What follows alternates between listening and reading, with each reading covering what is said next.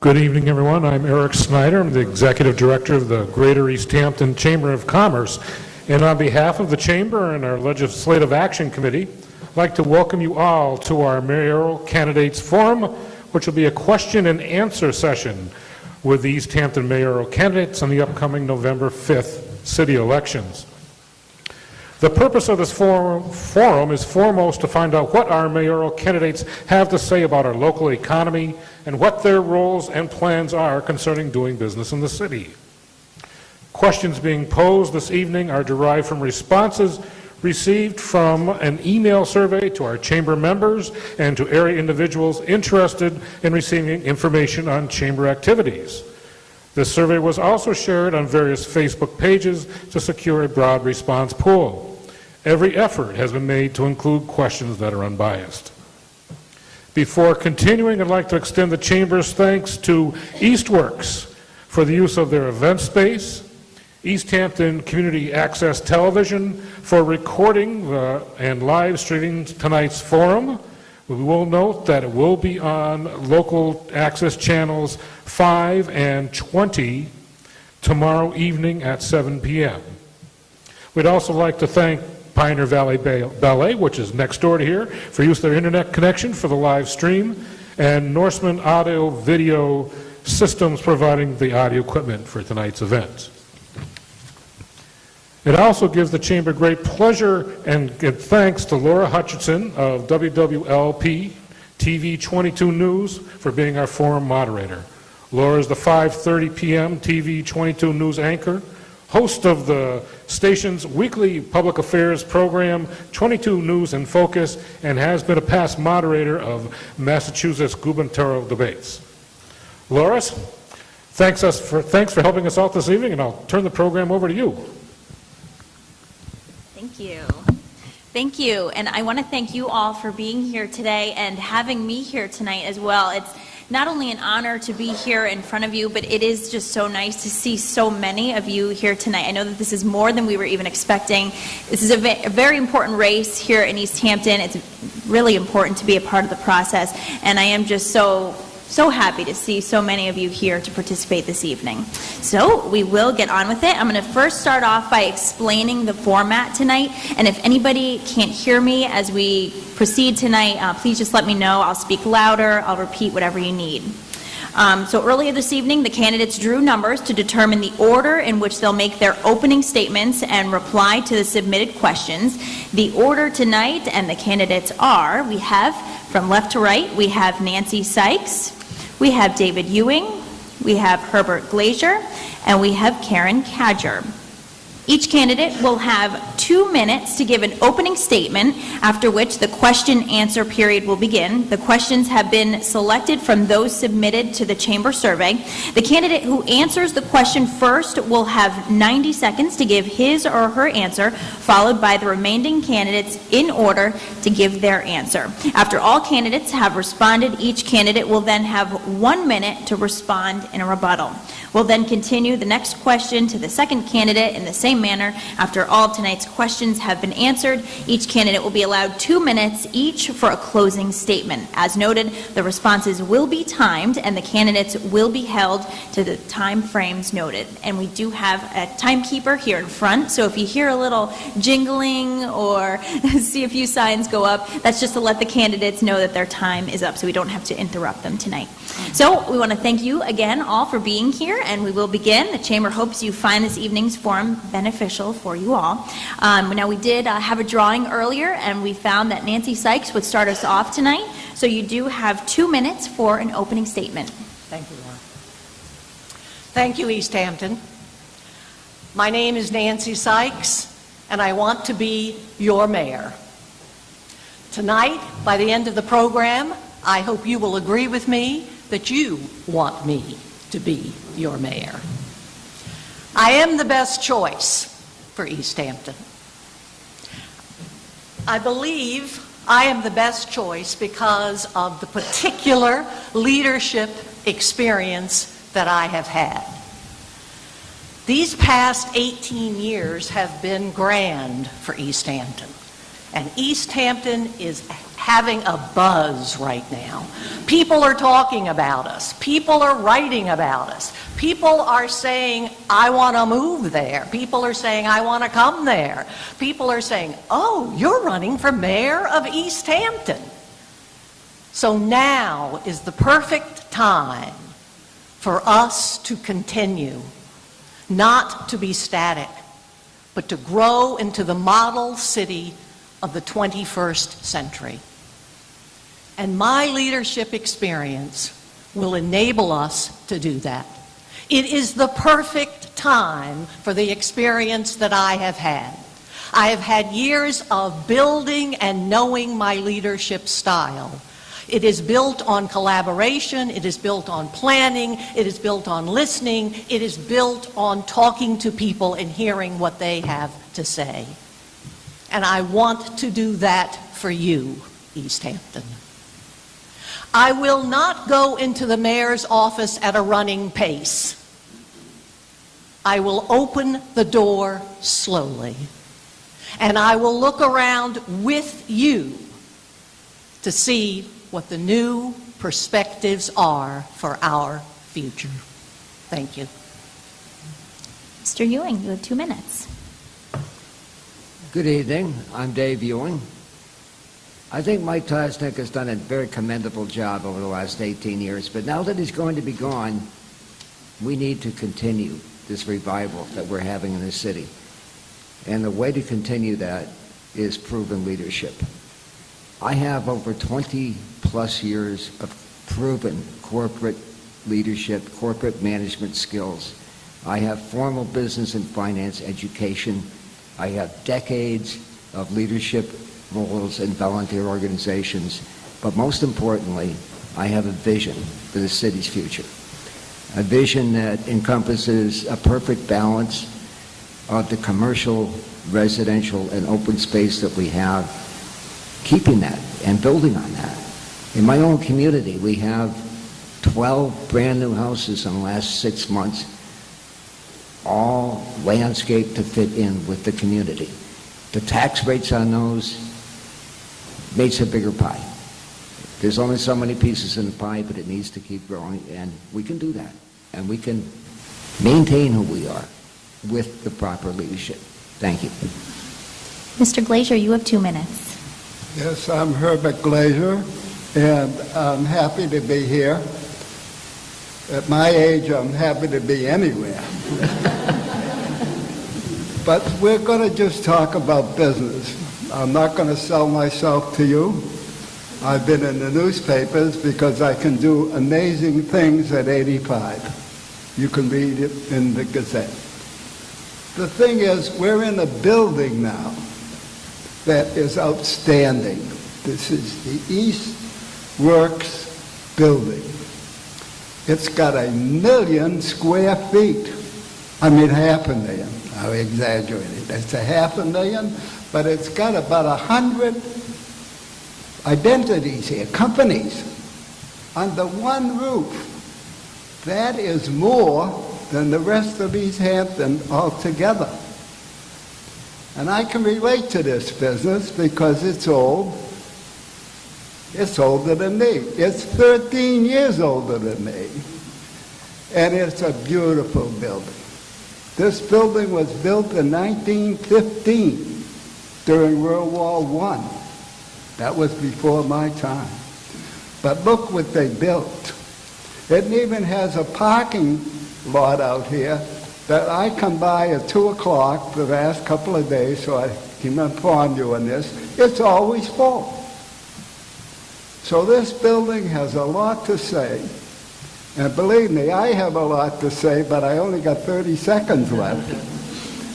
So I will say I would like to talk to all of you in the next discussion. We can talk about something else, but tonight I've been in business for 70 years.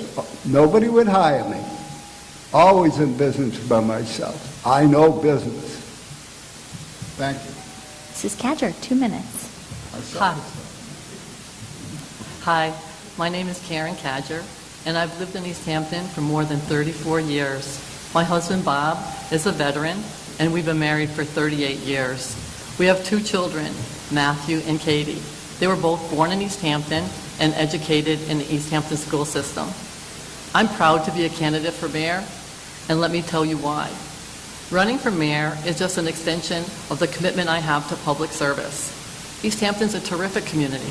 It's a great place to live, work, and raise a family. I've seen firsthand the generosity and spirit of volunteerism in this community. I'm a member of the Helping Hand Committee, the Charity Committee.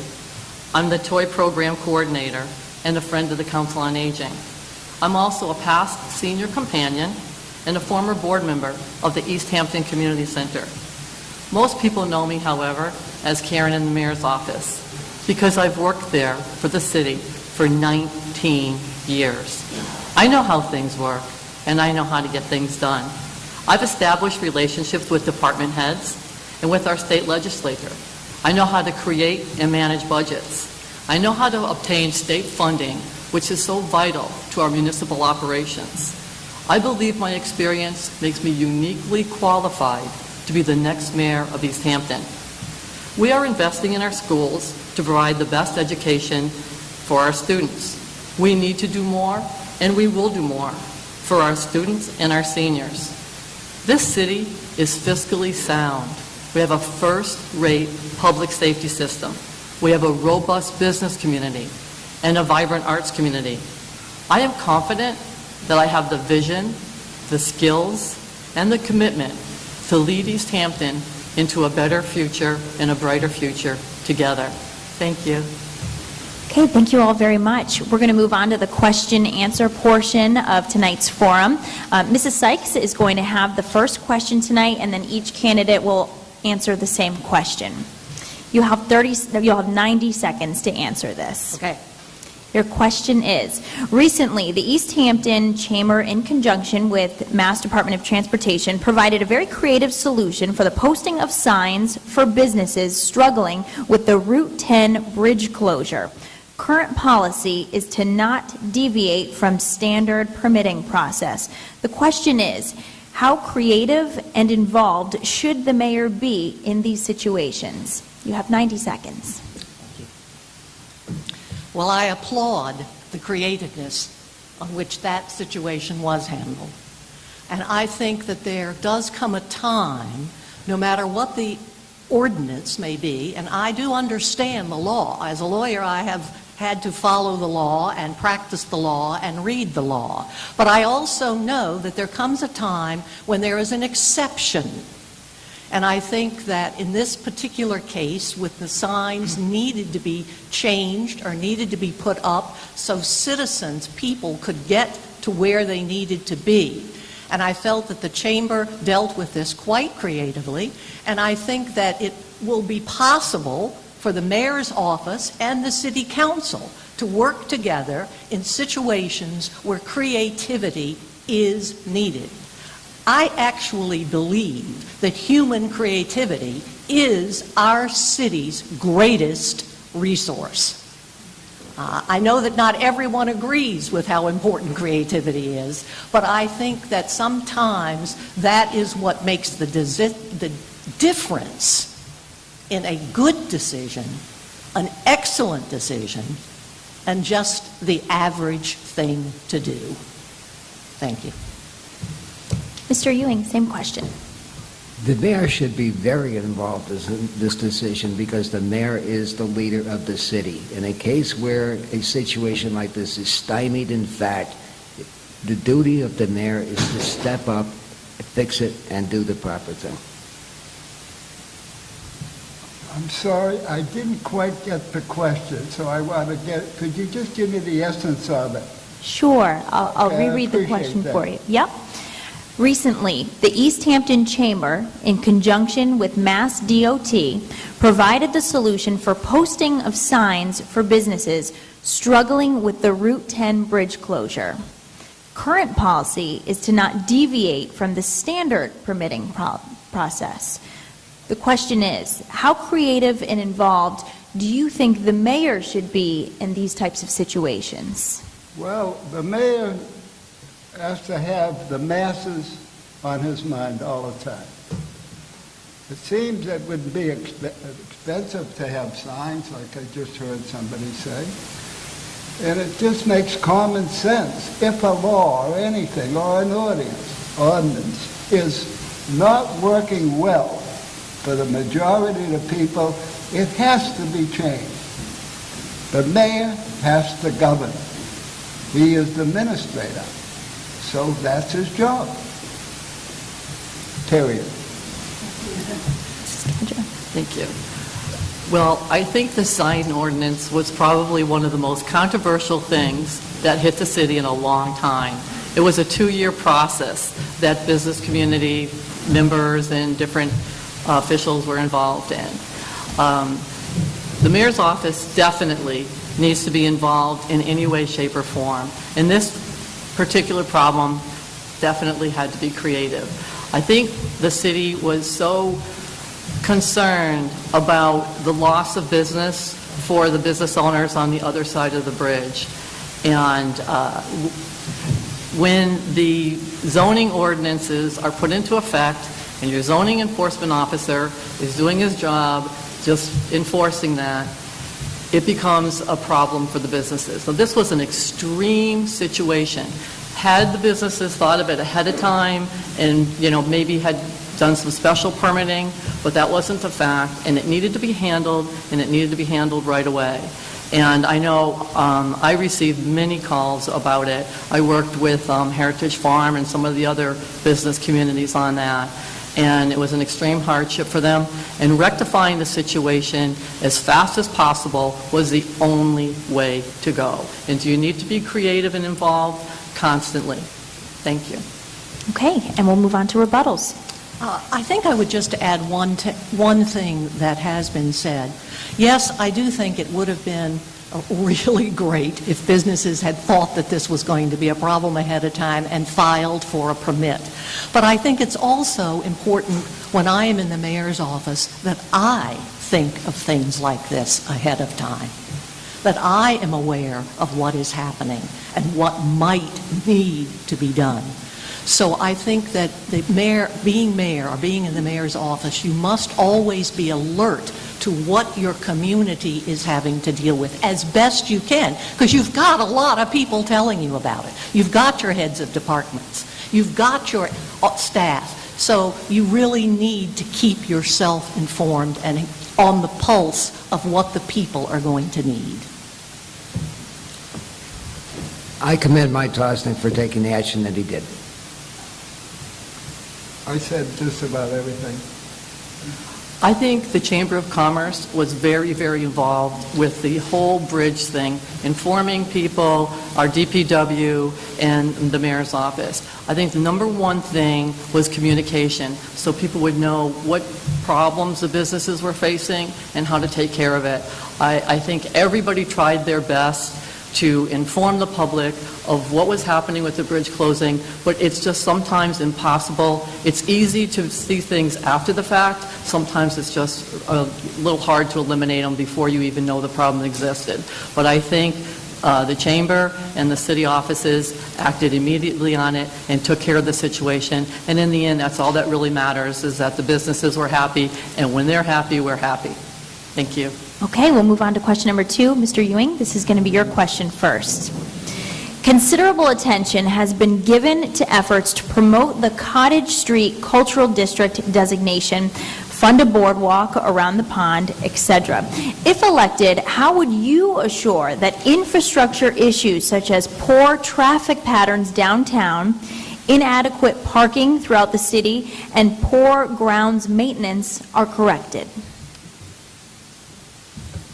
Let's tackle the cultural district first. I'm a strong proponent of lobbying the State Cultural Council ceaselessly to extend the cultural district status to Union Street as well. As for the boardwalk, I'm an opponent of that.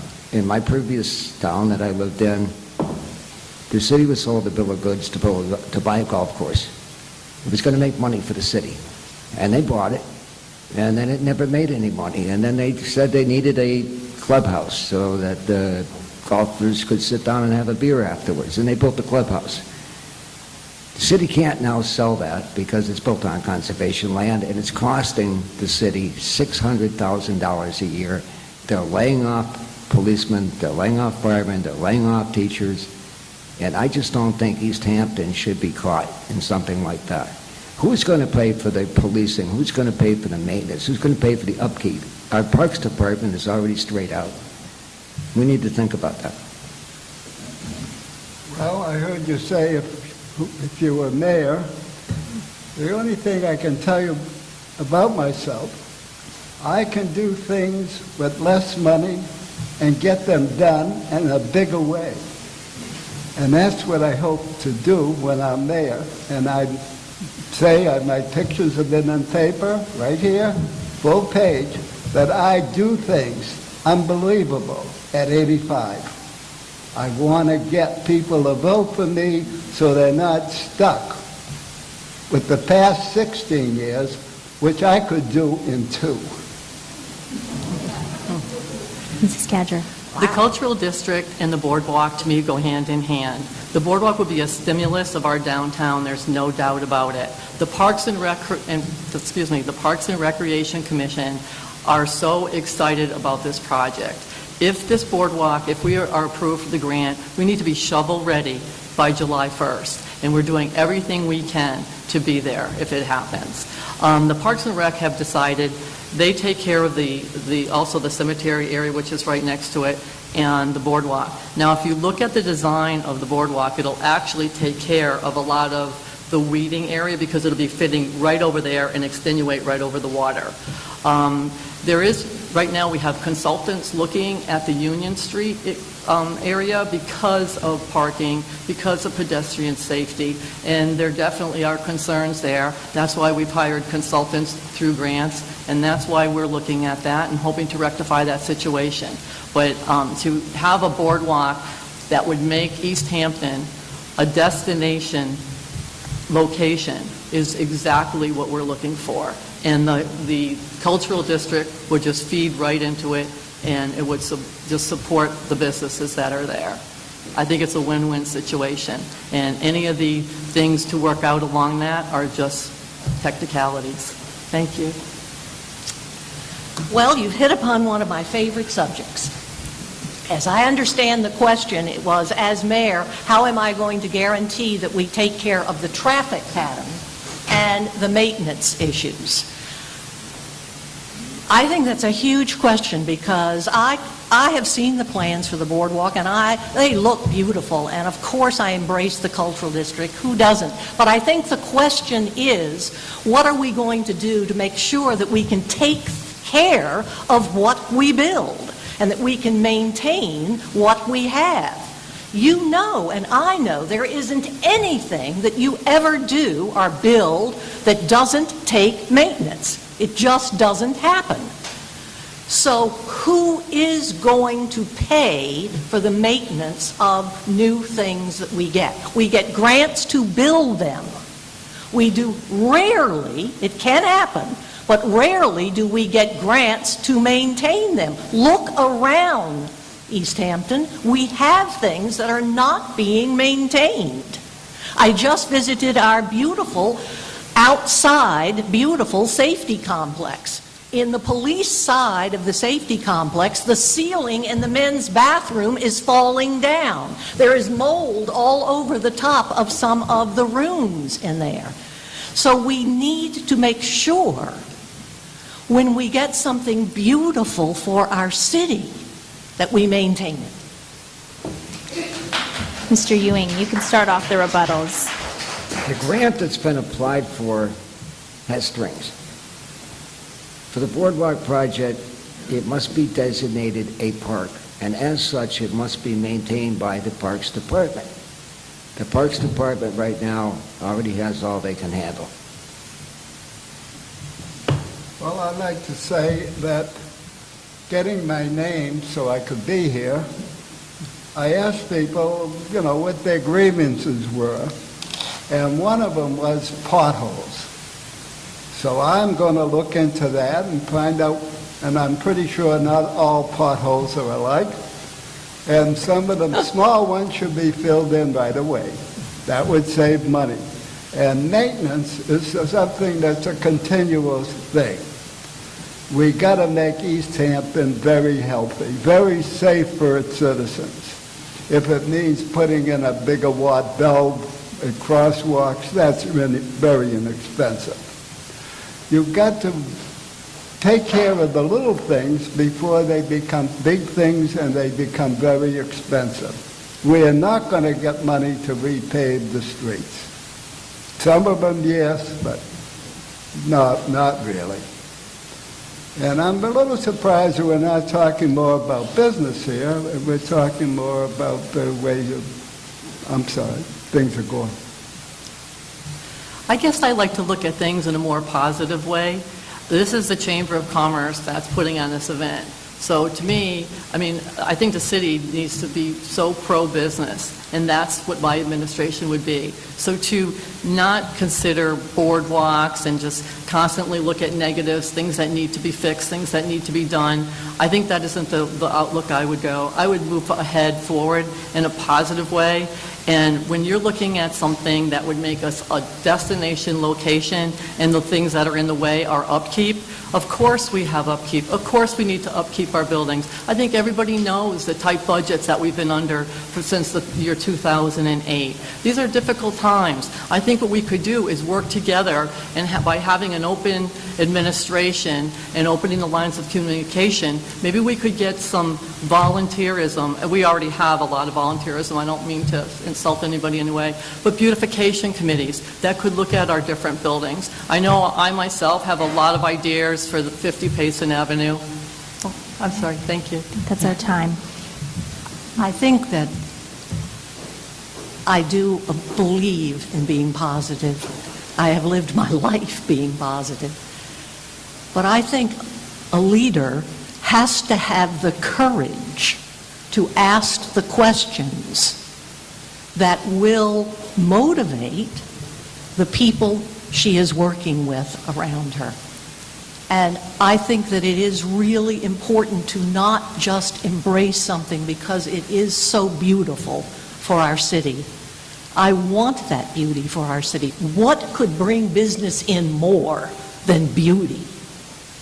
But I think we also have to ask the difficult questions. You're not a leader if you don't. Okay, moving on to question number 3, Mr. Glazier. This question is for you, and you asked for a question about business, so here you go. What specific incentives would you or should you offer to small business startups? Well, I've been a small businessman all my life. I started when I was 15. And right now, I don't know if this is really answering your question, I would advise people not to go into the type of business I was in. I was in the home improvement. Why? Banking is very, very bad today.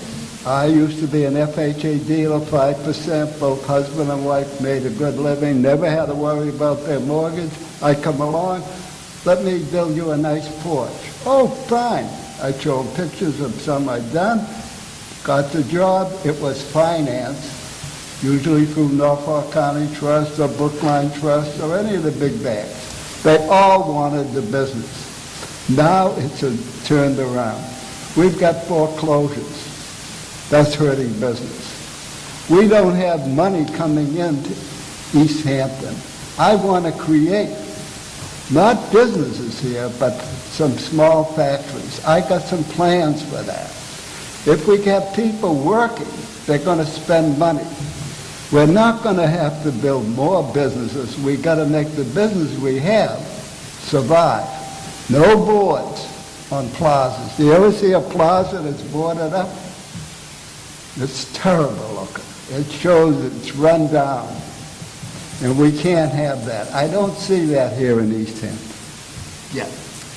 Well, actually, we do have incentives that are put in place in Easthampton, and the City Council has done that before. It's one of their decisions that they would look at and see if that was something that they're interested in. But first of all, I think what makes us, Easthampton, most attractive to businesses is we have a single tax rate. So if our tax rate is $15 or $16 per thousand, a lot of our surrounding communities don't have a single tax rate. They have a different tax rate for commercial versus residential. Some of them are $40 per thousand. So we are already, in essence, giving businesses an incentive to come here.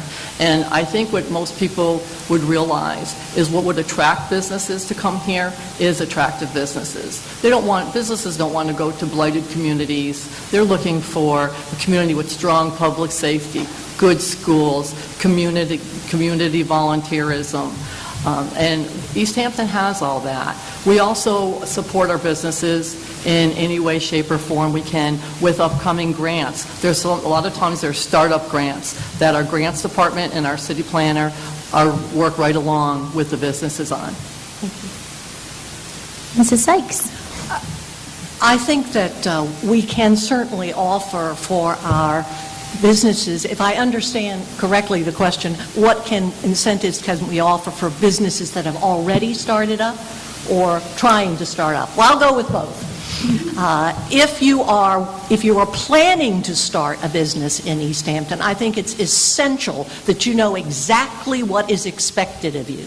There are many neighboring towns who have roundtable discussions with people who are interested in business, so that everyone, whether it's the health department, the planning, a member of the planning board, or whoever, sits around and talks about what is needed for you to get to do your business here in Easthampton.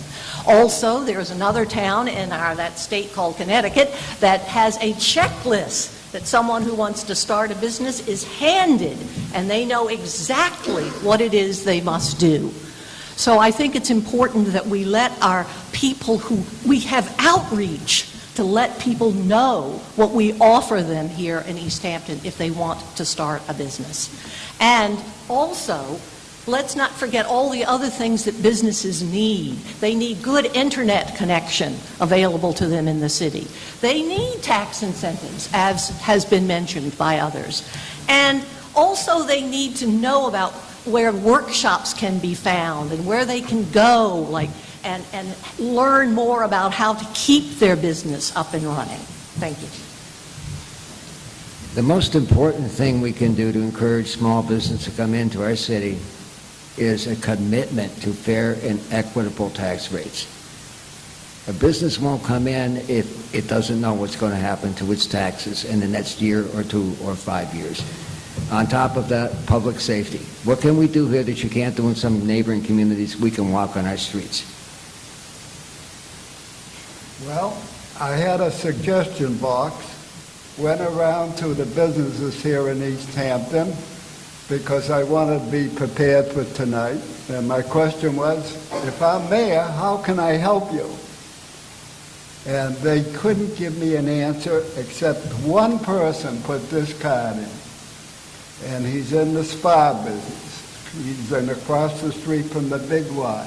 Those are the places I asked primarily. And his business went up 35% over last year. He builds above-ground pools. He can't, like I told you, get good financing. So I said, well, how did you create more business? He's been in business 2 years. He services the pools other companies put in. So like we became a service country, we don't manufacture anything anymore, no clothes, nothing. And what that's it's your all time. about. Service. Now, I just wanted to point out one thing. Incentives to businesses, that is not on the beginning of an opening business, by the way. That is on the new growth of a business. So most small storefront businesses wouldn't even qualify under the state law for that type of incentive. But speaking about the business roundtable that I had mentioned in my platform when I first, announced my candidacy, that is exactly what I would do, is soon as my administration would start a business roundtable, invite all businesses, local officials, and residents to come in and talk to what type of businesses do we need here. We want smart growth. What direction do we want Easthampton to go into? We need to make sure wherever anything goes, it's zoned properly. Is it in our industrial area? Do we want, small technical, industrial, highway business? So I just wanted to point out about the incentives that it's a little bit of a different calculation. Are we on rebuttal? I get We are, yes. I 1 get minute. my times mixed up here a little bit. It gets confusing. I think one of the things, too, that I as a rebuttal, that I want to tell you a story when I was talking to people, and that is that Russell and Elaine, who own Park Hill Orchard, they found Easthampton on the internet, and they looked at us on the internet, and they read about us on the internet, and they watched on their television the city council meetings before they decided to pick Easthampton for their orchard, for their business. So there is Mass Government has a website that says, do you want to start a business?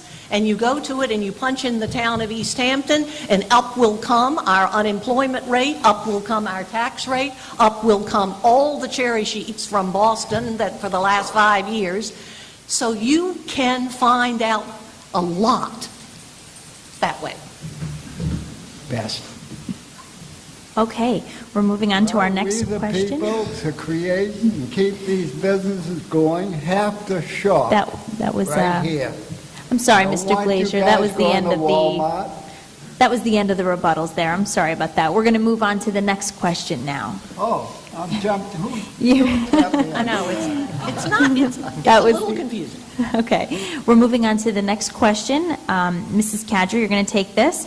Do you feel the Chamber of Commerce is valuable to the city, and why? Absolutely.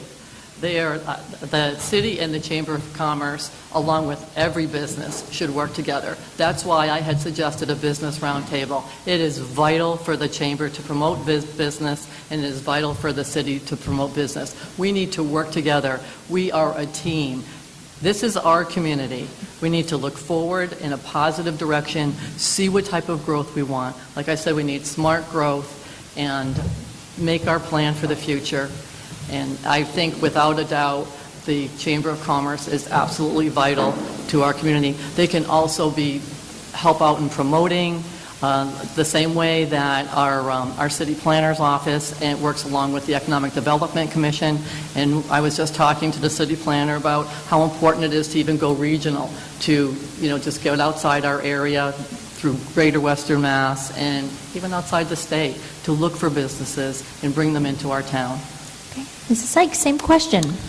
Well, now, Laura, you know who's sponsoring the debate tonight. Am I going to really say that the Chamber of Commerce is not necessary to our city? I wouldn't say it anyway, no matter whether they were sponsoring it or not. Of course they are necessary. They are necessary to all of us, not just business, but I know that that is their primary concern and their primary function. And of course, I think the mayor will want to work closely with business and with the chamber. That goes without saying. But I want to give a few specifics. I really think that in order to work with the chamber, I can be helpful to them, even though they know business. But I've already contacted several of the law professors that offer workshops to small businesses over at Western New England College School of Law, where I was Dean of Students, and they are willing to offer workshops to our people here in Easthampton. So there are ways that we can work together as a chamber and as a mayor. And I want to be sure that I even have more specifics and for the chamber, and that they sit down with me, not just at my request or at their request, but at a scheduled time that we will gather together. And by the way, in social functions too with the chamber. So yes, there are specifics that can be done. The chamber is essential because it fosters communication and networking amongst its members. Many of these people face the same problems, they face the same opportunities, and without the chamber, they wouldn't be communicating to share. Well, I have a bone to pick with the Chamber of Commerce. All right, let's hear it. And it's not all funny, because I go in there once a week. I'm at the senior center. It's just down half a block. And I ask them for a street map of Easthampton. I thought it would be nice to have. They don't have one. Shame on them. But they are necessary, like the Better Business Bureau. They protect all of us. If you're in business, you have to be really a member of the Chamber of Commerce. You could do business without them, but you're better off with them. And you have to be a member of the Better Business Bureau. Because people look on you, if you don't, like you're a gypsy. And that's the truth. In my business, you had to be a member. I was in the home improvement business. I was always a salesman. You had to sell yourself and then your product. And people had faith in you if you were a member of the Chamber of Commerce. I'm telling you that from the bottom of my heart. It's the truth. Okay, and this is the rebuttal portion of this question. Thank you. And make no mistake about it, we need to change the business climate in Easthampton. We need to throw open the lines of communication. Again, the roundtable discussions. But I think something very important that the Chamber has been doing is in networking. I'm probably referring to it wrong, but I call it networking at night, where all the different businesses get together. It's actually a great way to talk to each other about their product and where their business is and how it's going. I think it's something that, as mayor, I would love to walk downtown and check in on every business on a regular day. What burdens are you finding? What do you need? How's things going? How can we help? How can we promote your business? How can we attract other businesses? But I remember the last debate we had, I missed one of the networking at nights, and it was at Riffs, and I was really disappointed because they do a really good job. Thank you. I think it really is important that the mayor of our city does visit the businesses. And as a matter of fact, that the mayor uses the businesses of our city, whether it's to produce our signs for this campaign or whatever it may be. It's really important, I think, that if you're committed to business in Easthampton and you are the mayor, then you put your money where your mouth is. It's important that the mayor not only get out and visit businesses, but get out in the community in general. Get out with the seniors. Get out with the teenagers. Get out with the youth programs. Get out with whatever's going on in our city. The mayor should spend more time out of the office than in the office. People, again, I'll say it, have to shop in Easthampton. Can I ask you, if I was mayor, and I would ask you anyway, would you want a Walmart coming into Easthampton? Raise your hand if you would. A Walmart. They're everywhere. They're not in Easthampton. If they were, I can assure you that Big E out of business. Big Y out of business. They're cheaper. People are desperate, trying to keep their homes. They're certainly going to save money if they can buy the same chicken for less money. But we have to keep our money here. I live in the Sullivan House. There's 40 people here. 2/3 don't have cars. And they say, Herb, and I got a van. If you're going to Northampton, can we go? We got to go to Walmart. I say no. I'll take you to the Big Y or the E. That's it. And that's what we have to do. If we like it or not, And that's it costs you time. money to go to these places anyway for Thank gas. you. Thank you, Mr. Glazier. Now, this next question is about building relationships with businesses. Many of you touched on this during this, but maybe you'll want some extra time to expand on that specific portion of the question. So we are starting with Mrs. Sykes with this one. Most people do not realize that there are over 90 businesses here in Eastworks. As mayor, how will you build relationships with all businesses in the city? Well, I think you're right. I have touched upon that a little bit, but let's expand on it. First of all, I think it will be important that I once again continue my campaign habit of being at a business Friday morning so that residents can come and speak with me, because as you know, our city hall is closed on Fridays now, anyway. So I certainly will make it a point to continue to do that, so that I will be visiting and present in our different businesses throughout the city, especially on Friday mornings. Of course, I especially like the places where you can get food and drink, but I'll also be at the hardware store. So I think that's building a relationship with the business, but maybe that's too not specific enough. I certainly will hope to be able to meet with our chamber leaders and our business leaders on a regular basis. I think that we need that, and I think I would need that as mayor, and I certainly think our businesses will want to have that. So I think that is building a relationship. Another way I can build relationship with our businesses is I can be part of the outreach. Remember, your mayor is seen in many other places, not just in Easthampton. You are a member of many other groups. I'm going to hate that rattle. I think we need to put a quarterly newsletter, not a newsletter, but a questionnaire out to the businesses and ask what it is that they seek from this city. What do they need to grow? What do they need to expand and to be successful? And I think we're going to find a common thread in that. Well, I didn't quite hear the question. I thought I was well prepared, but I found out I should have put a new battery in my hearing aid. I can ask the question again if you'd I like. am a very good listener, and I'll kind of just throw in this. I grew up in the Great Depression. I love people. I love to listen to people. I love to solve problems.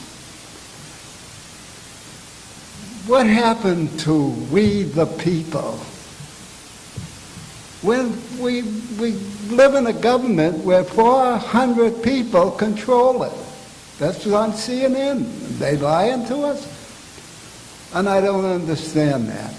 I would like, if I'm mayor, to make an example of Easthampton, as small as it is, for the rest of the country, where the people have a right to say and have things move in their direction, not in big corporations that will only try to police all the money you got if they had a chance. Well, I was part of this Period. event. I've been part of this renaissance of Easthampton, and I was actually in the office when Will Bundy, who owns Eastworks, who should be very commended for, he was the pioneer of renovating the old mill buildings. Actually, the city worked hand in hand with Will regarding the permitting process. So he received something different at the time, which was a mixed use, and to allow all these different businesses to come in. I agree with her. I think it's very important to be a great listener, as I am, and a communicator. I believe that's why I'm known as the go-to person in the city, and Will tell you that he often tells people to go to me, because if you got a question, ask me. If I don't, I'll find out the answer if I don't know it. I take care of people's problems, and I take care of whatever issues they have. This was a question that I was just speaking with the city planner on last week. There are so many different businesses that have come into Eastworks alone, And because they haven't had to go before the planning board, the city doesn't actually have an exact list of them. And it's very important so that we can see what businesses are actually in here and try to promote their product and what help do they need to us, and we can all work together. Oh, I thought that was you.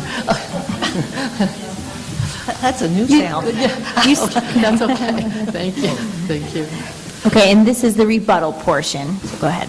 Well, I think that one of the things, as far as building a relationship with business is concerned, that has been touched upon, but maybe has not been mentioned specifically, and that is that I know the planning committee is meeting tonight. That's why some of those people aren't here.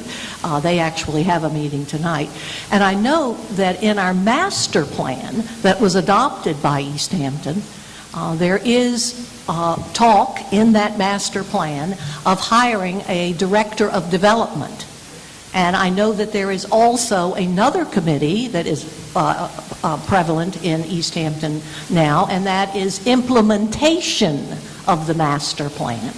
So maybe we will get that director of development, which will be a direct connection with business in our community. The business people in our community don't need rhetoric. They need to know that the mayor's office is committed to their success. Well, for mayor, my office door will be open for everybody, but more important, even a room this size, I would like to be here as mayor and have all the businessmen, even the people, 100 businesses in this group, as you know, talk to me. They have problems. I was in business all my life. I've gone through recessions. I call this a very bad recession right now. And they have problems. They have to pay rent, and we have to, as citizens here, see to it that they don't go under. It would be very, very bad if they did. And as mayor, I will see to it that they don't. There's got to be a way to bring small manufacturing back here. This place was built by Stanley, a brush company. Look how big it is. In 1950, during World War I. Thank you. Well, it seems like my idea of a business round table is agreed by everybody. So I think that is exactly where we need to go, and everybody should be welcome in it, so we know what everybody is facing. I was just going on about the business roundtable and being involved in the mayor's office, the mayor being involved with the business roundtable. But I think what I was trying to get at is we hired an assistant city planner, so that could be the economic person. And that is the person that actually meets with the economic development and what I was saying before with actually Western Mass and economic development companies to expand us a little bit and actually be part of trying to bring new businesses into town. Thank you. Okay. We're moving on to our next question, if you're all complete there. And I do just want to reinforce, if anyone wants me to repeat a question, just let me know. We want everyone to have equal opportunity here. Mr. Ewing, this is your question now. How would you manage the balance between commercial growth and preservation of the open spaces that make Easthampton so unique and desirable? It's an excellent question. I believe that, though, is the job for the city master planner. Didn't hear the question. Okay. That's me. How would you manage the balance between commercial growth, we're talking about creating new businesses, how would you manage that and preservation of the open spaces that make Easthampton so unique? You want to know how I'm going to increase business?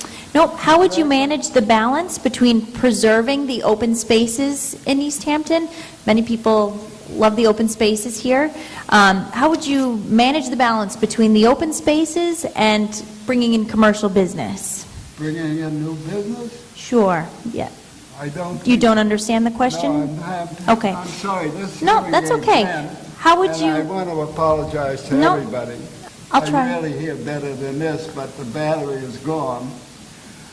It's embarrassing. let me try one more time. I'm too old to blush. How would you manage the balance between bringing in commercial growth and businesses, but also preserving that open land in East Hampton? Well, we can't, okay. There you go. Thank you. Oh, there we go. 20/20 vision without my glasses. Wow. Well, East Hampton is unique. It's beautiful. It's a residential city. If you're saying bringing in new growth, don't bring in any new businesses. You don't need any more new hairdressers. We gotta keep what we got and make sure always that they stay in business, because it's gonna hurt all of us if they go out of business. And I'm awful glad when I asked people to put up their hand for a Walmart, and not one hand went up. Because there'll be nothing but Walmarts wall to wall in this country. And we've got to make East Hampton an example that things could be better, even it's smaller, residential, pretty, nice view of Mount Tom. And we got to do things with our parks, not spend millions of dollars making a boardwalk. Make a nice Indian trail with little plaques on the trees, like the kids know what a sugar maple is from an apple tree. This is important. We might be able to bring in the arts. There's so many colleges. I love science. We could have something in science going on. We've got UMass. We could bring them in from Northampton or Amherst. So we stimulate. That's what we got to do. Stimulate, but Thank you. not say we need another Thank you. barbershop. And that's time. Thank you, Ms. Ketcher.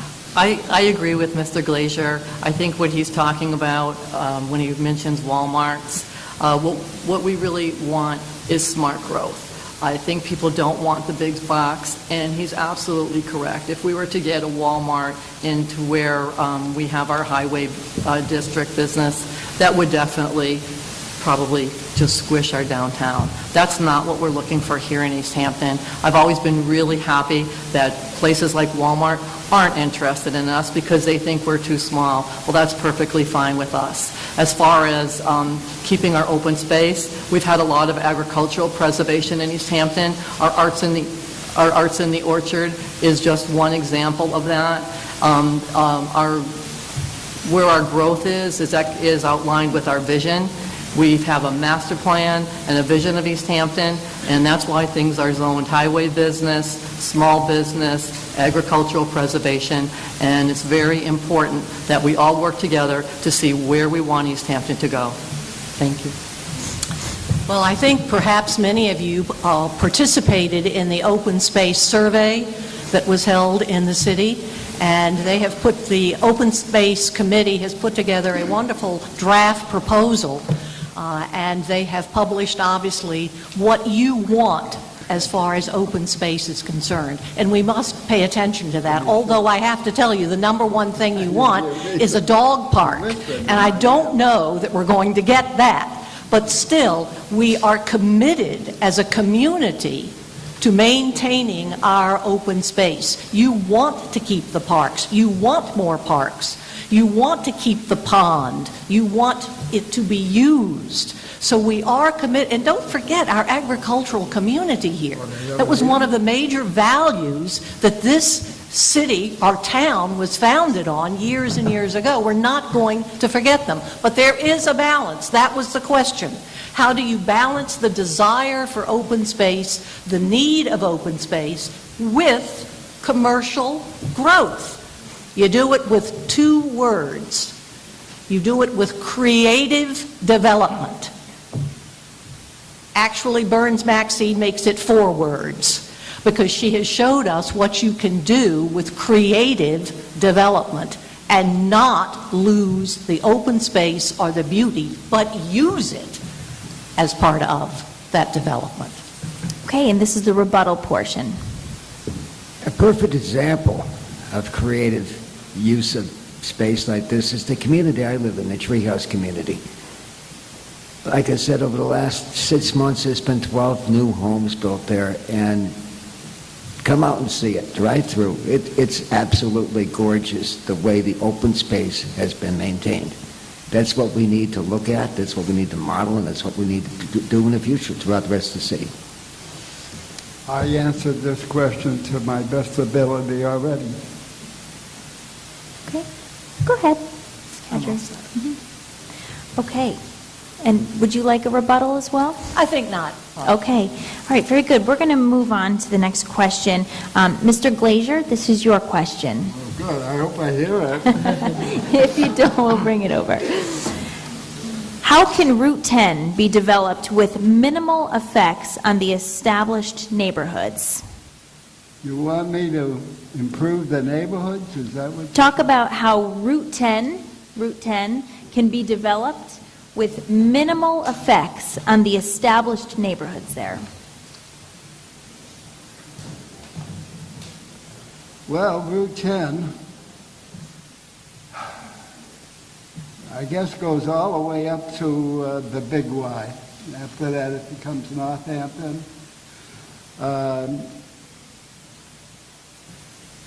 What effects do we really are trying to bring out here that you want me to help with? I don't quite understand the question. Just minimal effects, I guess. How do you feel it can be developed without negatively impacting some of those already established neighborhoods?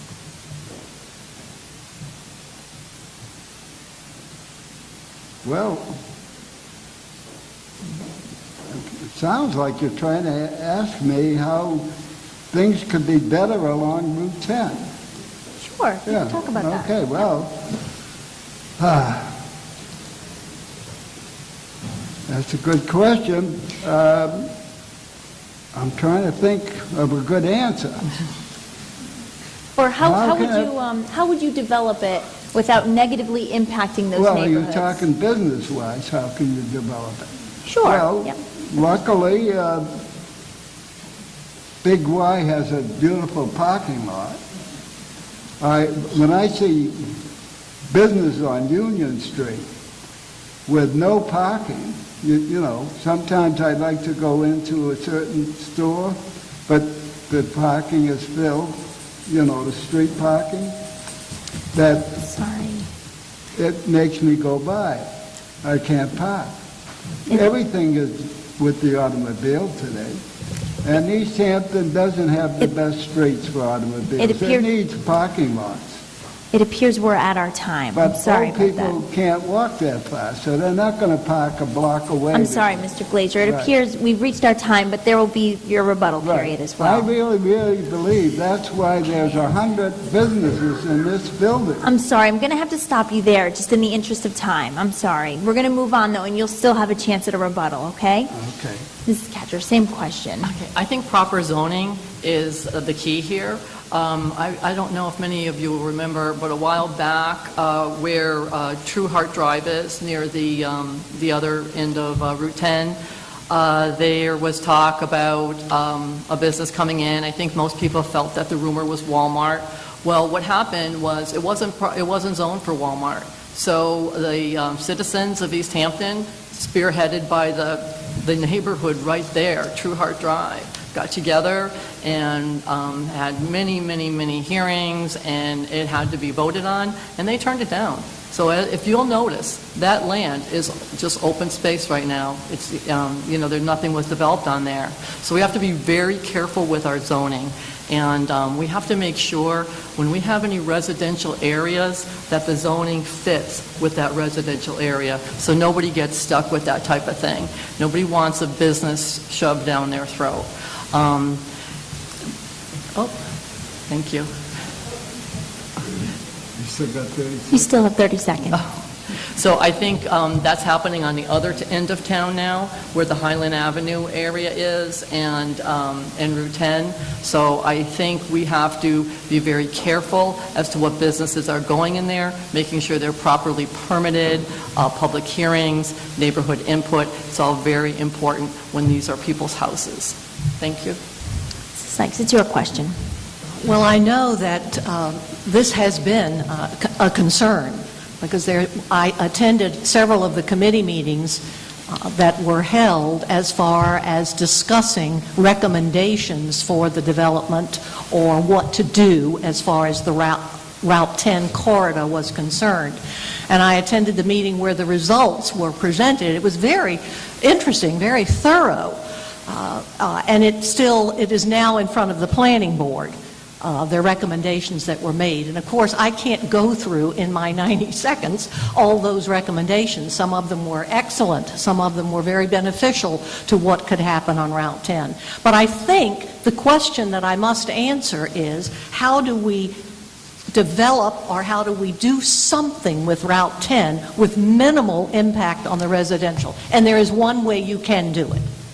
And that is that the city council can pass an ordinance that limits the size of the business lots. Therefore, you cannot build but so much bigness if you have a reasonable limitation to the size of the lot that is to be used. That's all part of zoning. But it can be done.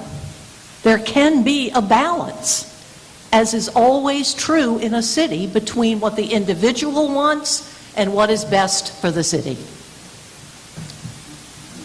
As a community, I think we should be very, very cautious about encouraging further development of Route 10. Once we go there, we can't go back. What comes to mind to me is River Road at West Springfield, and what a fiasco that's become. Let's not do it. Well, I'm sorry, in the beginning I didn't understand the question, but now that I thought it over, I can see no real commercial growth anymore on Route 10. I think it's pretty well had it. And I would say, leave well enough alone. Keep what we got and be happy, because Route 10 is Route 10, and it's just about had what it's going to have, what we see now. Nothing's going to change. Ms. Cadron, this is the rebuttal. Thank you. Public input is number one.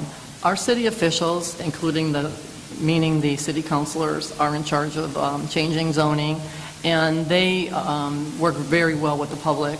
If something is zoned one way and they need it changed the other way, then the public needs to have a public outcry and press their issues with several meetings and public hearings, and just stress it to the city councilors. Our city officials work hand in hand with their communities, and because that's what they are. Most of them are precinct reps, and we have 4 at large. So they're very in tune to what the community needs. So it's public input, public meetings, and just working with our city officials to get the proper zoning that they want. Thank you. I agree. But Ms. Cadger, you and I were both present at a Highland Avenue meeting, and we heard from the public of Highland Avenue that they did not feel heard at the public hearings. It doesn't mean the public hearings were not held, but they did not feel heard. That, I would hope that I will be able to change that feeling when I am mayor, because I think that it has to happen.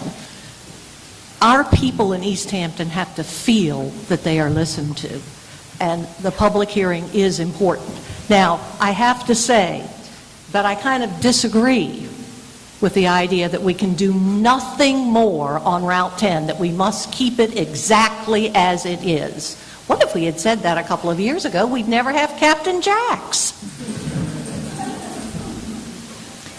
Mr. Ewing, it's your rebuttal. The job of the mayor, as I define it, is to lead. We have plenty of people to talk, plenty of people to debate, plenty of people to kick it down to a subcommittee. It comes to the mayor, and the mayor has to provide the final answer, the leadership. Okay, we have time for one more question tonight, and then we'll go to closing. But we do have one final question, and we're going to start with Mrs. Cadger for this one. How actively will you pursue grants for economic development here in Easthampton? I will do everything I can to pursue grants. I will work with our city planner, our grants department. That is something that we do continuously. It's vital to our businesses. We actually use a lot of the grants to pay for the employees' salaries. So without grants, I can't even imagine how many things we have already purchased with grants. It's something that you have to actively apply for, like I explained before, with the promenade or the boardwalk, as you will call it. I mean, these things come around, and it's very competitive. Look at the MassWorks grant that we just received for the back of these buildings here, making all these buildings safe. Now we're looking to hopefully get another grant that would coincide with our bike path that goes right behind it, so that there actually could have beautification on the other side, where people might be on the bike paths and come into these businesses. So trying to promote business in any way, shape, or form, and grants is the way to go. Thank you. Mrs. Sykes, your question. You caught me on that one. I don't really know how a city can even maintain itself today without grants. I certainly know that is true in almost every area of our city government. I do know that I will have to trust, and I do trust, our planning director here in Easthampton, Jessica Allen. I know that she works very, very hard to get us grants. But I was just talking to her today, and even Jessica said that there was one that she sometimes maybe wishes now that she had applied for. It was a 43D out of the grant, out of the mass government. When it was first came around, you got $75,000 if you accepted this particular grant, which helped expedite zoning issues in your city. But she didn't accept it, and now guess what? The $75,000 doesn't go with it anymore. So sometimes it's really hard. I understand how difficult it is to keep up with all the grants. But as your mayor, I will do everything possible to pay attention to that and listen to the people that are in City Hall, the people that are heads of their departments, the people that are doing this all the time. I cannot, as mayor, know every grant. That I could never promise. But I will certainly keep on top of it with the heads of the departments. Grants are critical and essential. A good grant writer is worth many, many times what they're paid, because grants are free money designated towards specific projects. Without them, we wouldn't have what we have today. Well, I was there when they cut the ribbon for the new high school, and we certainly got a lot of grant money for that. And that's certainly being spent in the right direction. And that is why I want to be your mayor. I know how to stretch a buck. Your taxes, I want to bring down, not even say the same. I want every citizen to come to me with any problem when it comes to money.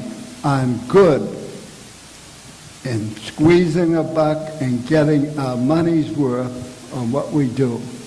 I've been in construction all my life. I got an idea what things cost. Even potholes, even in the bridge repair. I got a feeling when people are giving us a good deal or giving us a bad deal. So that is my expertise. I love to spend money on the right things only, period. It's your rebuttal now. What Mr. Glazier was referring to, the high school project, that's actually a project that I'm in charge of that budget in my office. And right now, we're currently getting 63% reimbursement of our funds for Easthampton on that project. That is just unbelievable. But there's also small grants. We have first-time home buyer grants. We have housing rehab grants. Every one of them is important. But just for 1 minute, do not consider it free money. That is our taxpayers' dollars, whether they're federal grants or state grants. Those are our taxpayers' dollars. So we have to be careful. That's why it's very competitive, and that's why you have to have a specific purpose for those grants. Mrs. Sykes, it's your rebuttal. I think it is important to, of course, move forward as we have been with our grant proposals. But I think sometimes, too, I don't want to call it a switch and bait because I think that sounds too manipulative. But sometimes we receive a grant and we start down that path, whether it's hiring a particular individual to serve in an office or whatever it may be, and then the grant money runs out and they change their mind about continuing the grant. So sometimes you really do, it's impossible to completely foresee whether that's going to happen every time. But sometimes that is an issue. And I agree with Ms. Cadger, grants are not free money. They are your money, my money. I don't know of any private grants that we receive. But I do think that you have to pay attention to how you use that money and what you are asking for. I pass.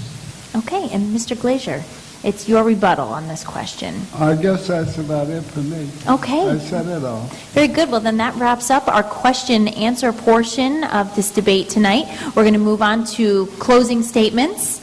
And each candidate up here will have 2 minutes to address the crowd here tonight. Mrs. Sykes, you have 2 minutes. I'm first in closing and first in opening, right? I believe so. Okay. You have 2 minutes. Thank you. Well, thank you. Thank you for the thoughtful questions this evening. And I want to leave you with the following.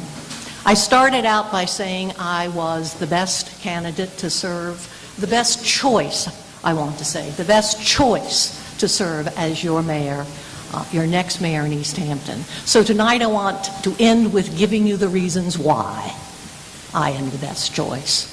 Number one, I am the only one of the 4 candidates up here who has already been elected by you to public office. I have been elected twice to the school committee, and this year I serve as chair of the school committee. Second, I am the only one of the 4 candidates who has had real life experience in negotiating and in advocating. It may be very necessary for me as mayor or to go to Boston to advocate for you to receive more local funding for us. I am the only one that has had experience in that. You just don't go to Boston without knowing how to advocate. Third, I am the only candidate who has had real leadership experience. I have made decisions in budgets. I don't just manage the budgets, I draw up the budgets. I have had real experience in decision-making, personnel issues, and I have had real experience as being the one that makes the decision. I have not just shadowed the leader. So I feel that I am the best choice to lead you to be the 21st century city that Easthampton is going to be. Thank you.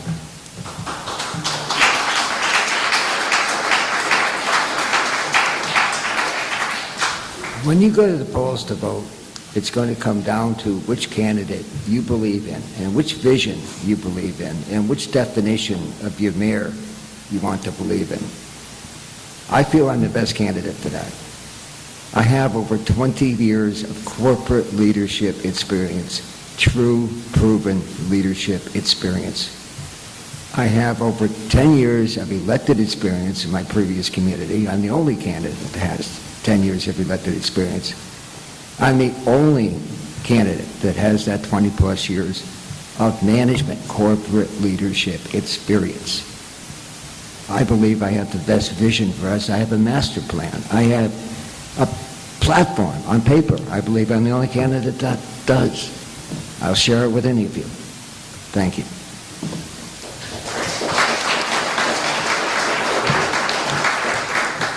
Well, every morning I shave, and every morning I see an old man.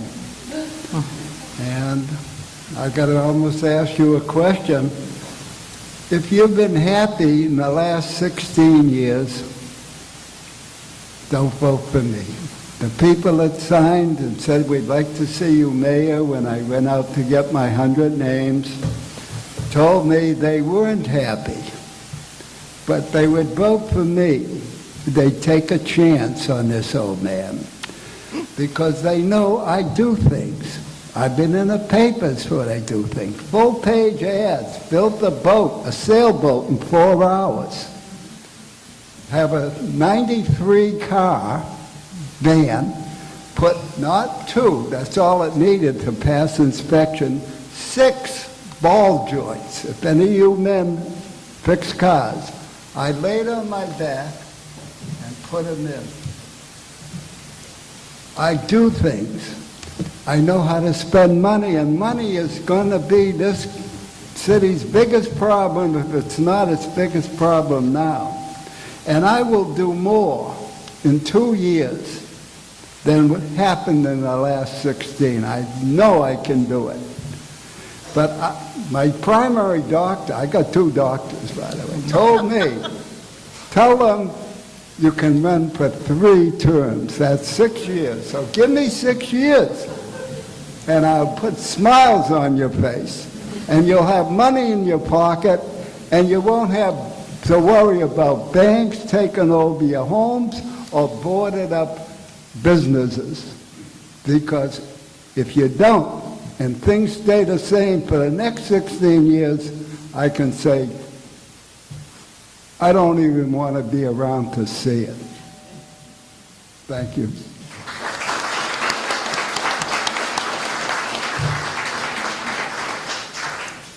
Well, I have dedicated my life as a public servant right here in Easthampton.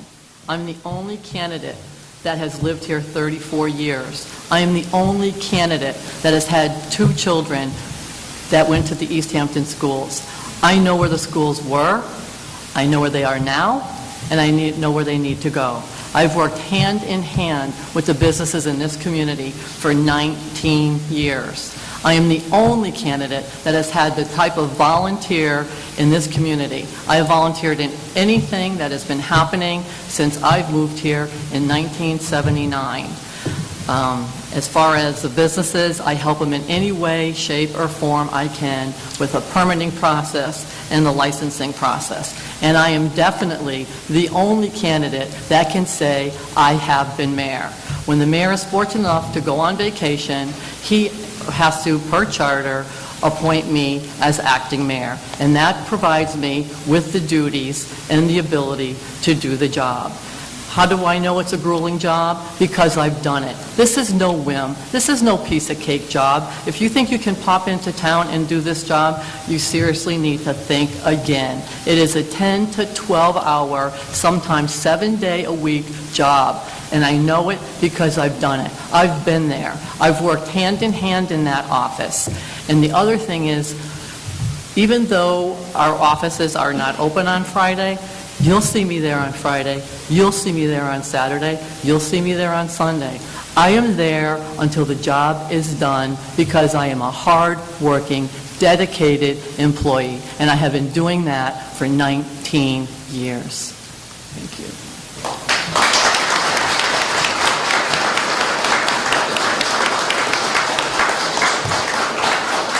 That brings us to the end of tonight's debate. Let's give a quick round of applause for all of our candidates up here tonight.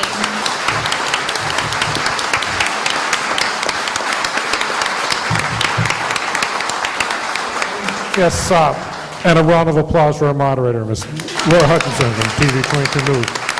Thank you very much. It's appreciated. A few closing remarks. The Chamber would once again like to thank the folks, Will Bundy and his folks from Eastworks, for providing the event space for this evening. Easthampton Community Access Television, Channel 5, for live streaming the event, and it will be tomorrow at 7 on both channel, local access, Channel 5 and 20, as Kathy said, and Norseman Auto Video Systems for their assistance in helping us with the sound system this evening. We'd like to invite all of you to meet and greet with the mayoral candidates, and we also have some city council candidates in attendance this evening, and if you'd like to take an opportunity to speak with them, they are here, and if you could just stand up or wave. We have Daniel Hagan, who's the incumbent candidate for precinct number 1. Also here this evening is J.P. Kwasinski, who is a councilor at large candidate.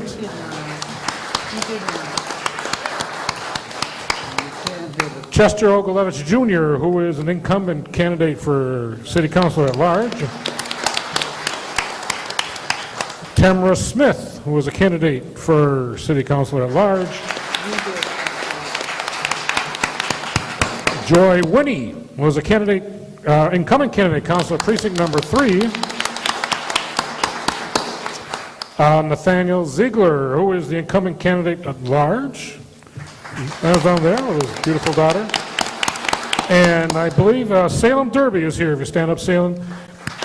He is our incumbent candidate for precinct number 4. The other candidates wish that we expressed their regrets they couldn't be here, but they did have other scheduling conflicts for this evening. Once again, we thank you all for attending and submitting your questions to our candidates. One final reminder is that city elections will be Tuesday, November 5th. We encourage you to exercise your right to vote and vote for the candidate of your choice. Thank you once again, candidates. Thank you all this evening.